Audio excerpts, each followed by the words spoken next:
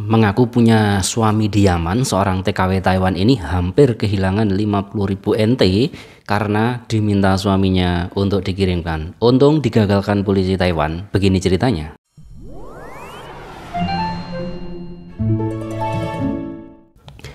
Nah, halo teman-teman semuanya yang ada dimanapun, terutama yang di luar negeri dan sekarang sedang berjuang untuk keluarganya mencari nafkah. Tetaplah semangat karena masa depan akan indah pada waktunya. Dan kali ini informasinya sangat penting, sering sekali dilakukan oleh mbak-mbak yang jablay yang sedang dimabuk asmara di media sosial ya. Jadi baru-baru ini di Taiwan ada seorang mbak TKW, tenaga kerja wanita ya, yang bekerja di Taiwan. Dia tiba-tiba datang ke kantor pos dan kemudian bilang ke tukang posnya ingin mengirim uang sejumlah 50.000 NT kepada suaminya yang seorang dokter, dia hidup di Yaman. Wow, luar negeri.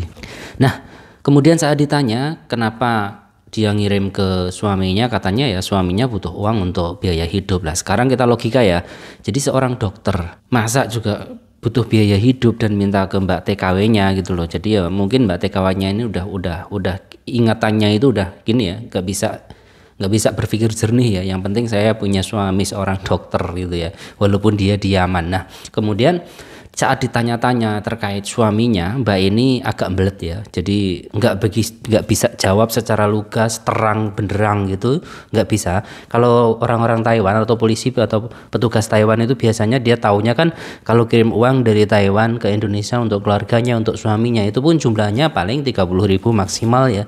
Dan paling jumlahnya berapa. Nah ini mau dikirim ke luar negeri dengan kondisi seperti ini, ditanya terkait suaminya, dia juga nggak bisa jawab dengan yang sebenarnya. Akhirnya polisi curiga dan melaporkan kejadian ini ke pihak polisi ya. Tadi petugas posnya curiga, dilaporkan ke pihak polisi dan akhirnya polisi pun menyadarkan mbak ini. Dia dijelaskan A, I, O, E, O, pokoknya dijelaskan sampai mbak ini nggak bisa berkata-kata lagi dan akhirnya nurut bahwasanya ini adalah penipuan. Dan ini terjadi banyak sekali ya, tidak hanya kepada mbak PMI yang ada di Taiwan, tapi juga orang Taiwan banyak juga yang terkena seperti ini ya, scam seperti ini ya. Apalagi teman-teman dia kalangan kita itu banyak sekali katanya punya pacar di Inggris, punya pacar di yang lain sebagainya gitu ya. Yang perlu kita ingat tuh gini, apapun pacar kita, polisi kayak dokter kayak apa kayak gitu ya, kalau kita memang benar-benar cinta sama dia dan dia benar-benar serius sama kita, ya nggak mungkin mereka minta duit dari kita gitu loh. Apalagi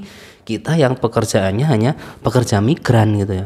Seharusnya kalau mereka memang benar gitu loh, tidak penipuan, itu ketika mereka sudah mempunyai jabatan seperti itu ya mengajak kita pulang ke Indonesia, pulang ke kampung halaman. Yaudah kamu nggak usah jadi TKW, pulang aja, saya nikahi, saya hidupi, saya cukupi semuanya. Yang benar seperti itu. Nah teman-teman itu kalau udah di mabuk asmara rata-rata lupa daratan gitu ya. Walaupun masih ada satu dua yang bisa disadarkan itu, tapi kebanyakan kalau belum ketipu memang belum sadar. Dan seperti ini, scam seperti ini tuh memang dari dulu ya, dari dulu sampai sekarang itu selalu ada. Dan targetnya memang mbak-mbak TKW yang single, yang jablay, yang jarang dibelai, yang butuh kasih sayang, terus yang mempunyai harapan terlalu tinggi ya. Contohnya punya wajah pas-pasan, pengen punya berondong yang ganteng, atau pengen punya suami yang luar biasa, bule yang gini-gini. Apalagi sekarang itu lagi ngetren ya, mbak TKW bersuamikan bule, terus kemudian memamerkan kehidupan mereka di video YouTube dan sebagainya. Itu mbak TKW lain yang nonton itu kan terinspirasi, wah dia nikah sama bule itu enak loh gitu. Jadi mereka terinspirasi dan ketika ada tawaran seperti itu ya udah gasak wae, nggak peduli gitu loh. Jadi ya akhirnya walaupun dia nggak nyadar kalau itu penipuan, dan kalau sudah ketipu biasanya dia nangis-nangis minta bantuan, tapi ya nggak ada gunanya loh. Penipuan dengan nilai yang kecil seperti itu antar negara itu nggak bisa diurus itu.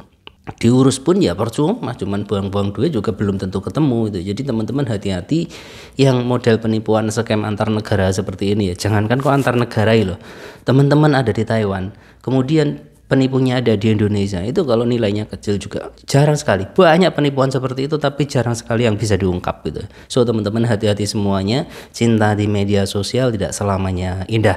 Ingat, kalau kalian punya pasangan, kok pasangan kalian meminta uang pada kalian, fix jangan dipertahankan, buang saja ke laut. Tapi kalau kalian punya pasangan walaupun kenal di media sosial, kok dia baik sama kalian dan dia mau memenuhi kebutuhan kalian, ekonomi kalian, maka pertahankan. Itu pesan kita, semoga kita dijauhkan dari berbagai macam penipuan. Salam sukses dan ciao.